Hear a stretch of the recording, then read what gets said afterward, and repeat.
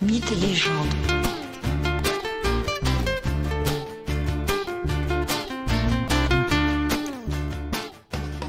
Bonjour à tous et bienvenue dans ce nouvel épisode de Mythes et légendes consacré à Al Capone, ce célèbre parrain du Chicago des années 1925-1932.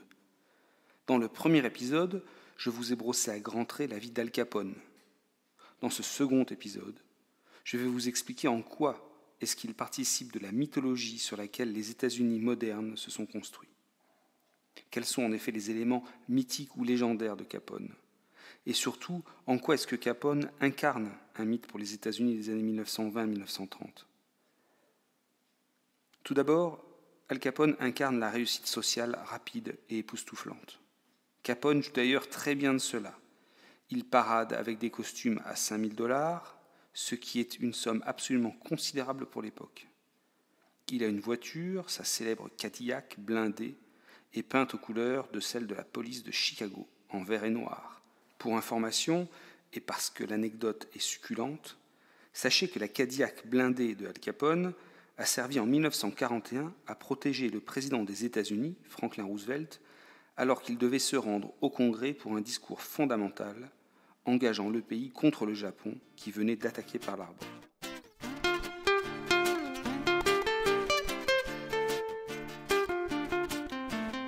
Al Capone incarne aussi cette force de l'individu contre l'État. Oui, Capone transgresse les lois fédérales. Oui, Capone fournit à la population à la fois prostitution et alcool. Autant d'éléments interdits par Washington. Capone apparaît donc là encore comme une figure caricaturale, mais forte aux États-Unis, pays où l'État central, et plus encore dans ces années, est critiqué. Pendant son procès, des dessins de presse présentent le parrain comme supérieur aux représentants de l'État, juges, policiers du FBI, etc. Et de fait, après sa condamnation, il passe une année de prison dans la maison d'arrêt de Chicago. Il y mène grand train, et ceci ridiculise tout l'arsenal juridique et policier qui avait conduit à sa condamnation.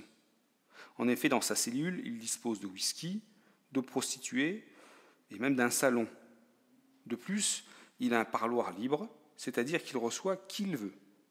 Et au-delà de ses lieutenants, il a la visite du maire de Chicago ou d'autres élus locaux et de fonctionnaires. Cette situation est très mal vécue à Washington. Une enquête est alors diligentée, puis Capone est transféré dans le pénitencier d'Atlanta où il ne profite plus de régime carcéral aménagé, c'est-à-dire de la complaisance des autorités locales. Dans cette opposition à l'État central, Al Capone parvient à se montrer très populaire, notamment au travers de ses actions en faveur des plus démunis, comme avec la soupe populaire qu'il met en place en 1931 alors que la crise frappe de plein fouet la population américaine. Alors bien sûr, ceci ne fait pas oublier ces crimes odieux qui sont déjà relayés par la presse. Mais l'un dans l'autre, la figure d'Al Capone apparaît comme ambivalente.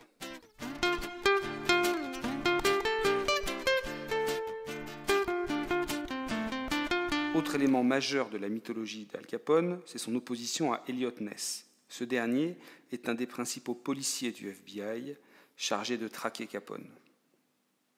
Dans la chute d'Al Capone, le rôle d'Eliot Ness est en fait tout à fait exagéré. Cette opposition personnelle entre le gangster corrupteur et le policier incorruptible est en fait en grande partie une invention au service des fictions télévisuelles et cinématographiques des années 1950. Oui, Eliot Ness est incorruptible, cependant, il travaille seulement avec une dizaine de policiers à la chute de l'organisation Capone, qui compte 1 millier de membres. Eliot Ness met en scène remarquablement les fermetures et les destructions des brasseries illégales. Et il convoque la presse à ces événements.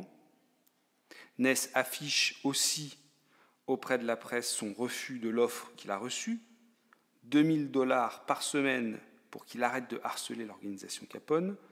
La somme est très importante pour Eliot Ness. Je rappelle que pour Capone, elle est réduite. Ce dernier consacre chaque année $30 millions à la corruption des autorités politiques et administratives. Le FBI s'est largement mobilisé pour prouver les fraudes fiscales de Capone, tout comme ses crimes et nombreux délits. Eliot Ness participe pleinement de cette action. Cependant, un autre homme, bien moins célèbre, et pourtant sûrement plus important dans le combat contre l'organisation Capone, est Frank Wilson. C'est lui qui mène l'enquête sur les fraudes fiscales. c'est-à-dire l'enquête qui va aboutir à la condamnation de Capone.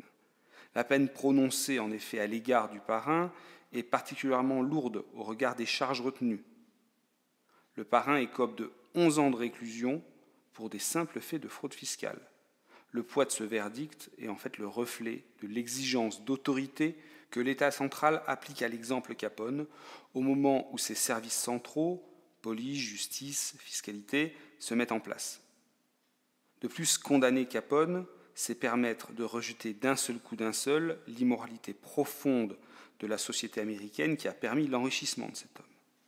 Al Capone, et souvent Eliot Ness et son groupe des Incorruptibles, ont été très bien servis par l'industrie du divertissement et par de nombreux auteurs.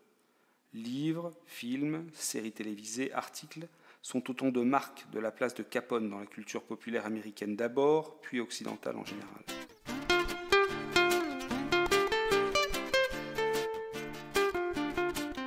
La brutalité extrême des méthodes employées par Capone n'est que rarement rappelée, ou simplement au travers d'un fait exemplaire comme celui du massacre de la Saint-Valentin. Mais les conditions absolument abominables d'esclavage dans lesquelles étaient maintenues les prostituées travaillant dans les établissements de Capone sont souvent tues. On préfère retenir la folie et l'extravagance des années 1920, du folklore. Al Capone naît à la toute fin du XIXe siècle dans un pays encore très imbibé de la culture de la conquête de l'Ouest, avec son lot de bandits, de contrebandiers, de réussites individuelles ultra rapides. Il meurt juste après la Seconde Guerre mondiale, guerre gagnée par ce même pays qui s'est considérablement structuré et dont l'État s'est affirmé. Al Capone représente à la fois ce que la morale condamne le plus et ce qui fascine tant et tant de personnes. Bref, Al Capone, un parrain sanguinaire, est aussi un élément de la mythologie américaine.